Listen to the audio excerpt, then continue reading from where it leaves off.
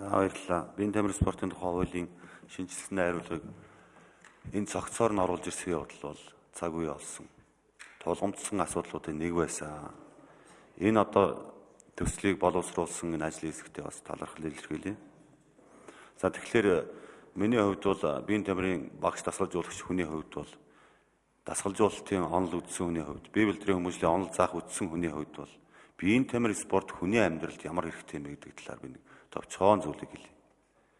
Уян хатнаа хадгалах, эрүүл мэндээ хамгаалах, дархлаагаа одоо жиг төвшөнд авч явах гээд энэ болгон бол амьдралын зайлшгүй хэрэгцээ байдаг юм аа. Нэг сармагч нэг модноос нөгөө мод руу дүүлээд идэг шүү дээ. Ямар ч зориггүйгээр. Энэ юу юм бэ гэхээр л хөдөлгөөнийхөө дутагдлыг хангаж байгаа явдал юм байна. Тэгэхээр хүний энэ одоо дөрвөн мөч бол бие бэлтэр бол ердөөсөө хөдөлгөөнд одоо зохицуулагдаж заяагдсан амьд бодгаал юм а гэж ингэж үздэг юм а. Тэгэхээр монголчууд ер нь эрт үеэс бие бэлтрийнхаа хүмүүжлийг энэ одоо хөдөлгөөний дутагтаа яаж зохицуулж явсан бэ гэхээр ердөөсөө нүүдэлчдийн соёл иргэншил мал аж ахуйтайгаа өнөөдөр уялдаж эрүүл амьдарч ирсэн байдаг. Би нэгч гүүж үзээгүйгээл одоо хөдөөний настай малчин тэгдэг. Гэтэл тэр хүн бол одоо адуутаа ноцолдох, эмнэг хангал сургах, малаа эргүүлэх, морин дээр бие авч явах гээд дандаа биеийн тамир хийдэг. Ийм л явж ирсэн шүү дээ. За тэгээд энэ дээр бол нэг тодорхойлох нэг асуулт байна. Энэ аймаг нийслэл дүүрэгт биеийн тамир спортын газар суманд биеийн тамир чиргэлжүүлэлтийн арга зүйч ажиллуулах гэж байгаа. Гэтэл суманд бол 5 одоо соёлын ажилтан байдаг шүү дээ. Гэтэл спортын арга зүйч байдаг. Тэгэхээр энэ 5-ынхаа нэгийг одоо соёлынхаа ажилтны нэгийг одоо спортын арга зүйч болгож оруулж ирээч гэж. Ингэж хүсэж байгаа. За тэгээд спортын холбоодын үүрэг хариуцлага гэж өндөр байд юм аа. Үнэхээр өндөр байдаг. Түүнд одоо сэтгэлээ өгсөн, хөрөнгө мөнгөө зарцуулсан, Монголынхаа нэрийг төв дэлхийн олон улсад гаргаад ирэхэд одоо өндөр хувь нэмрээ оруулсан ийм хүмүүс олон байдгийг. За жишээ хэлэх юм бол Монголын чөлөө төхийн холбоо өнгөрсөн 10 жилд бол шин зохион байгуулалтанд орж өндөр одоо амжилттай явж ирсэн. Үүнд бол одоо гацуурт компани ерөнхий захирал Чинбат их аварга давагдорж гисэн хүмүүс олон зуун сая төгрөгийн хандив тусалцаа гадаад дотоодын холбоо хэлхийг сайжруулж гисэн. Тэгээд харамсалтай энэ нөхдөдөө засаг өнөөдөр баярлалаа гэж одоо нэг талархал бичсэн юм уу? Тэрийг би олж харахгүй байгаа. Тэгэхээр өнөөдөр бол жудоо чөлөөт бүхийн эмэгтэй эрэгтэй багууд олон улсын тэмцээнд оролцдог. Энэ дээр одоо мөнгөнд бол том тоо тавигддаг.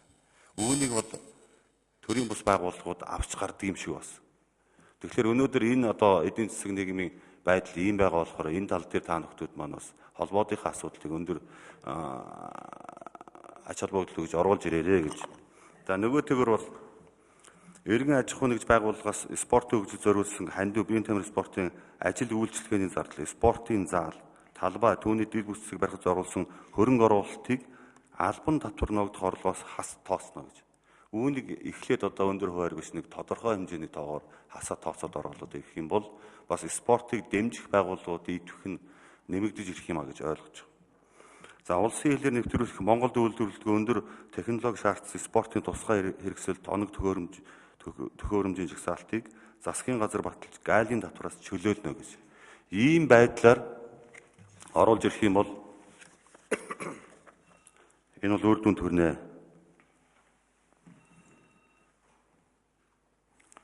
За гишүүд, зөвхөн гишүүн тодруулах 1 минут.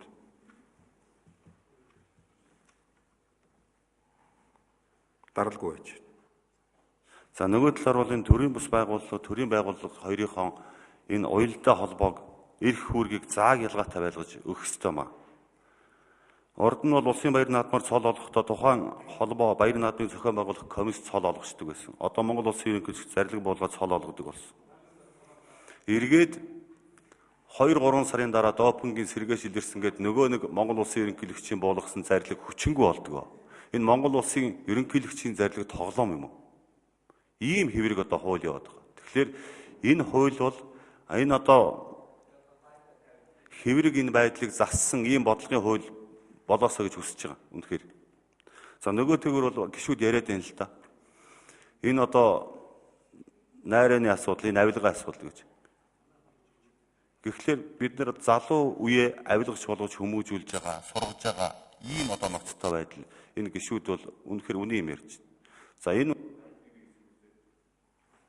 За Батцуур сайд.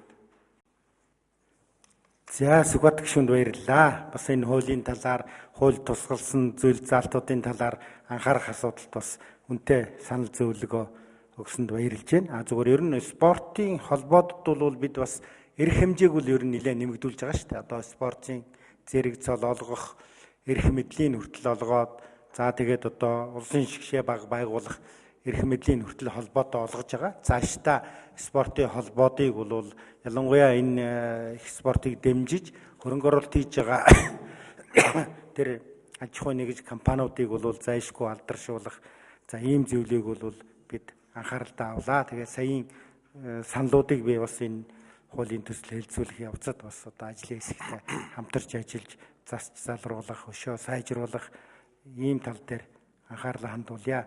Тэр арга зүйчдийг одоо Бенхамрийн арга зүйчийг суманд ажиллуулъя тэгээд нэгэнт бий болцсон тогтолцооноос тэр соёлынхоос нэгийг авчна гэдэгтээ саналтай бол нийлмээргүй байна. Тэр нь одоо байдгаараа байжлаа. Зүгээр ер нь бол сум болгонд заалтай болгох, цаашдаа Бенхамрийн мэрэгжлийн арга зүйч ажиллуулах асуудлыг бол энэ хуулиараа шийдэх зүйтэй авахаа. Тэгээ эрхэм гишүүд та бүгд дэмжинэ гэдэгт бол би огт эргэлзэхгүй байгаа. Гишүүд